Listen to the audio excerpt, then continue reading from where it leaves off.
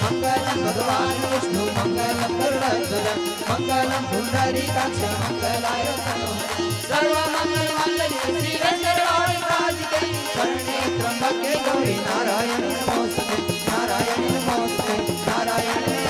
नमोस्तुते। ओम मंत्रोपचारे यानी गानी च पापानि जन्मानि च गुदानि सर्वणि नश्यन्ति प्रदक्षिणां पदे पदे आचेति બધા દેવતાઓને આરતી આપી દો